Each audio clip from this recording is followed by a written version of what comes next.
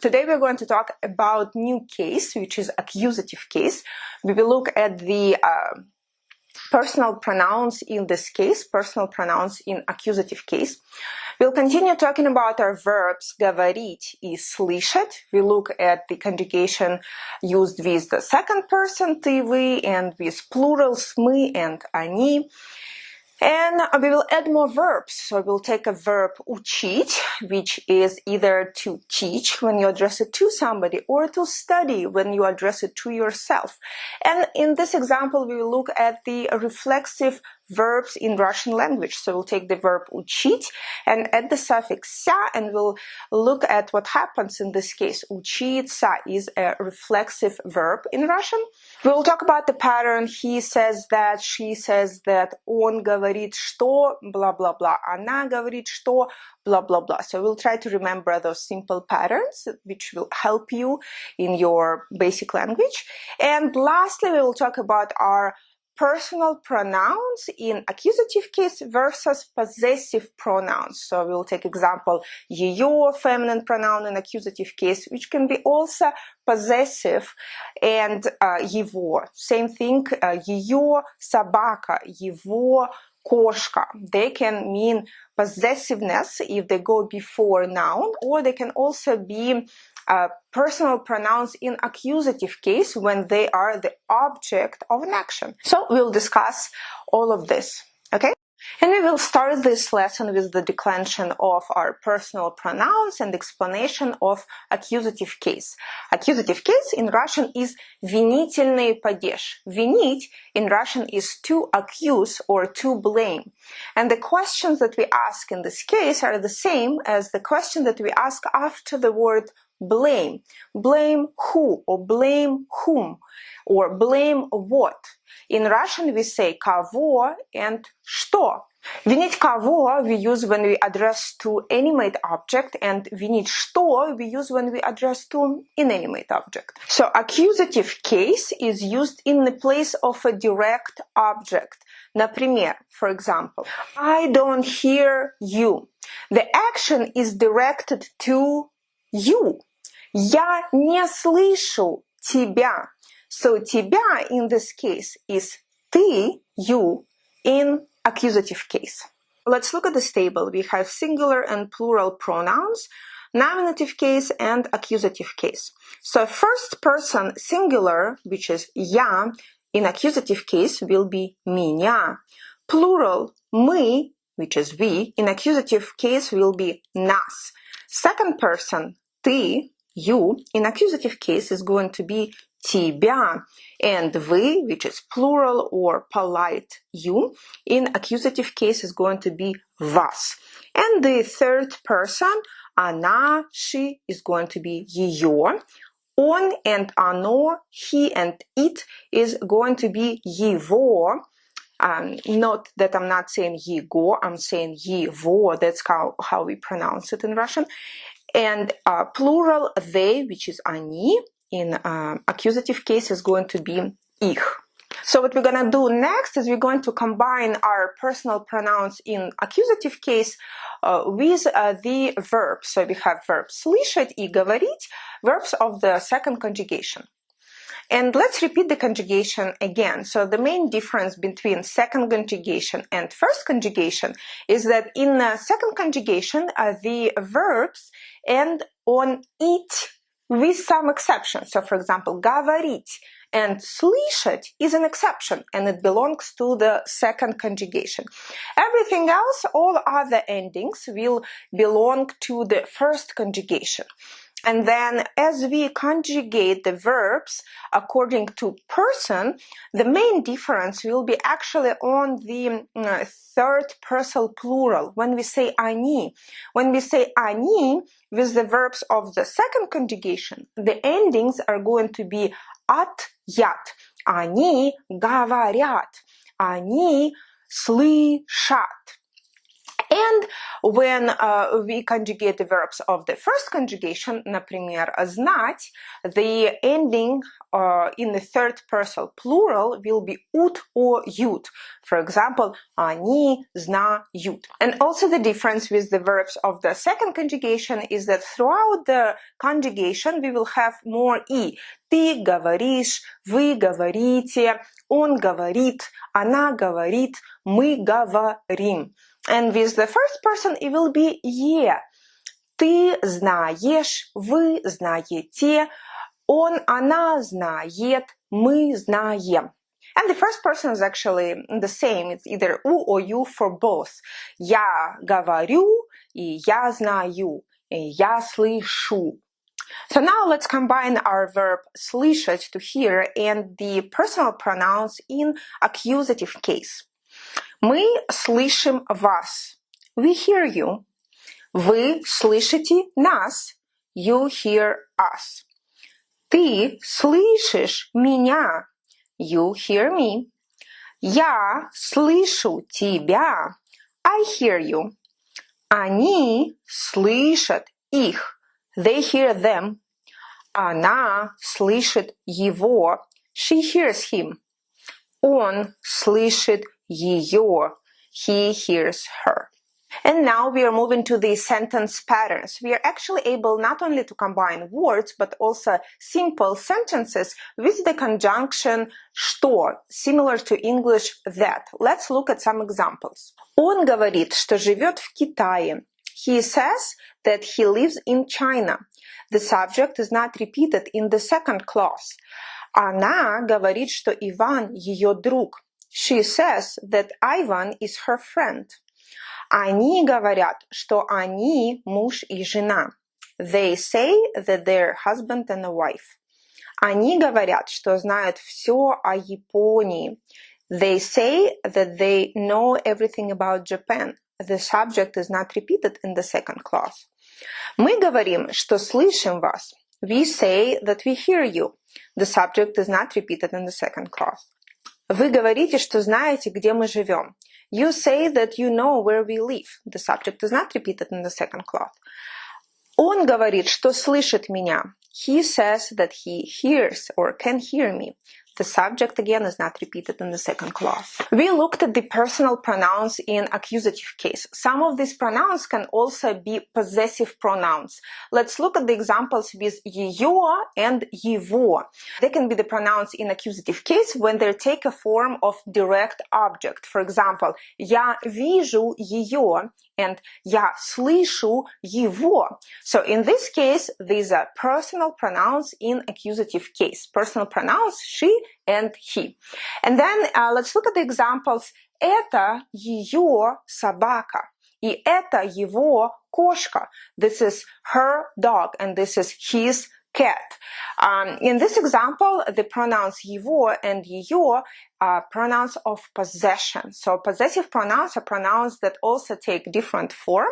So he and she in this case is ее and его.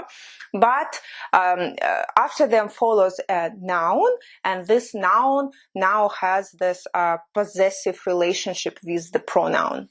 After this video, after this class, we are going to meet online all together to practice what we learned in this class and in previous classes. And we're going to do some reading. So I want to prep you for the text that we are going to read and to discuss and learn some new verbs. So we know verbs жить, знать, слышать, говорить.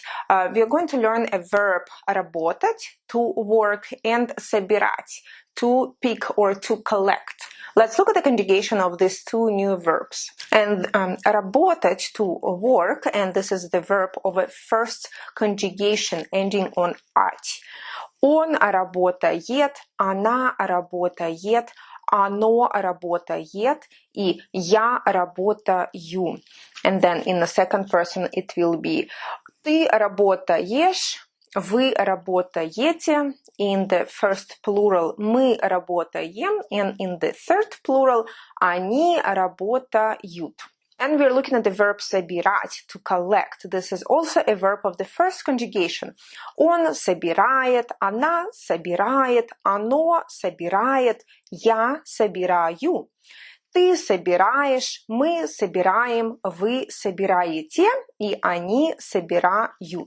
And we are going to move to our last part. We are going to learn the verb учить and the reflexive form учиться, to teach or to study. But before we do that, I want us to go back and look at the verbs работать и собирать. Both of these verbs have the same stress throughout the whole conjugation. These are verbs of the first conjugation pattern. Я работаю, ты работаешь, он работает, она работает, они работают. The stress that is stressed on the vowel O never changes. Same собирать, собирать. Я собираю, ты собираешь, он собирает, они собирают. Also, the stress did not change from the vowel A. And now we're going to look at the verb учить, and I want you to pay attention at the stress, because stress is going to shift from one vowel to the other. And this is something that the second conjugation actually does to verbs. The stress may be interchangeable. So if we're looking at the verb учить, we will have я учу, но ты учишь, он учит, они учат, мы учим. So you see how the stress changed from учить and учу to учит and учат. The verb учить by itself can have two meanings: to learn and to teach. To learn something and to teach somebody or something. Let's look at some examples. Она учит новый язык. She's learning a new language. Они учат гимн. They're learning an anthem. Они учат их петь. They're teaching them to sing. Он учит ее говорить по-японски. He's teaching her to speak Japanese. Она учит меня бегать. She's teaching me to run. In all of these examples, the action expressed by the verb учить is either directed towards something, simple object, or towards somebody plus another action expressed by infinitive verb. For example, учить петь, учить говорить по-японски, or учить бегать. Now, as we are going back to the verb учиться, so we have this particle sa at the end. That means that the verb is reflexive. And what is reflexive? So reflexive form actually comes from the pronoun себя, which is oneself. It is the action directed not to something or somebody, but directed back to the subject. So this action is actually going back to me. So when I say учиться, it means that I am doing this action for myself. Whether it is учиться from somebody, from a teacher, from an online course, or from something, or учиться on my own, studying by myself. Например, он учится в университете. The subject on and the direction of action is going back to the subject. The predicate учиться and the modifier of университете are all addressed to the same subject, on. Дети учатся в школе. Children go to school, or literally children study or are taught at school. Студенты учатся в университете. Students go to university, or literally students study or are educated, are being taught at university. Мой друг учится в Пекине. My friend or boyfriend studies in Beijing. Моя подруга учится в Берлине. My friend or girlfriend studies in Berlin. I want us to read the text together, and then we're going to look at the verbs and the nouns and like our cases throughout the text. Let's look at the two texts. Это Сунг, он китайский студент. Сейчас он живет в России. Он здесь учится. Он учится в университете. Сунг живет в России не очень долго, но он уже хорошо говорит по-русски. Он живет в общежитии, в комнате номер 10. Вот его паспорт, ключ и пропуск. В пропуске его фотография, имя, фамилия и телефон. Это Кейт, она англичанка. Сейчас она живет в Москве. Она здесь работает. Она журналистка. Кейт собирает материалы о России. Она живет в гостинице. Вот ее номер. Он большой и светлый. Это ее паспорт, ключ и пропуск. В пропуске ее фото. Имя, фамилия и телефон. I will give you vocabulary for these texts. Your job will be to learn that vocabulary and translate these sentences from English to Russian, from Russian to English.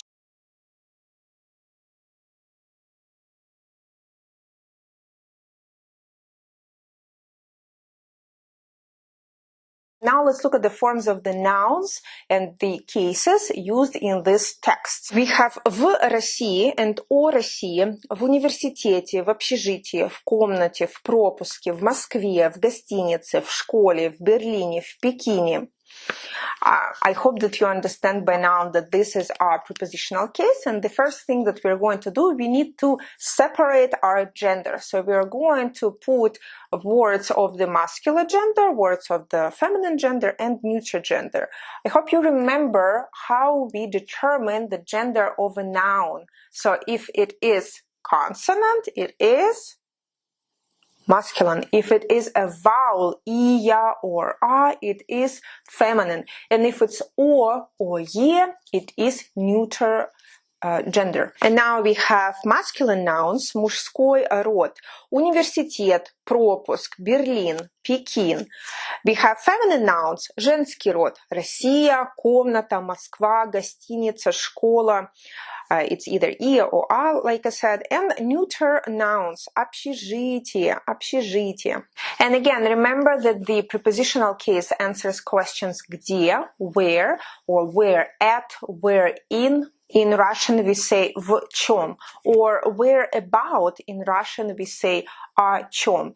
When we talk about inanimate objects, and when we talk about animate objects, we say в ком, в чем, о ком, о чем, and на ком, на чем. And I hope you noticed that nouns in this case changed exactly how we changed the countries before. So remember we had Anglia, Германия, Япония, Россия. So the endings и, я changed to и. Я был в Англии или я живу в России. Similarly, the words ending on и also changed to и. I mentioned it before. So in the word общежитие, общежитие, communal living, it changed to общежитии. Я живу в общежитии. Он жил в общежитии.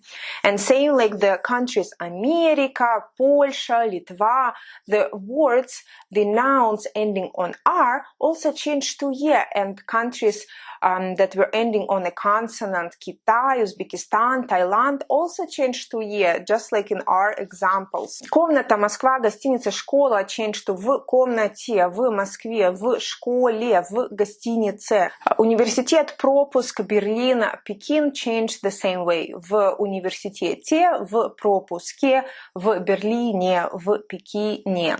And also, as you remember from the very first videos, there is a suffix ka that we use to build our nationalities, and the suffixes that express femininity, like in the words Япон, ka, American, ka, Uzbek, ka.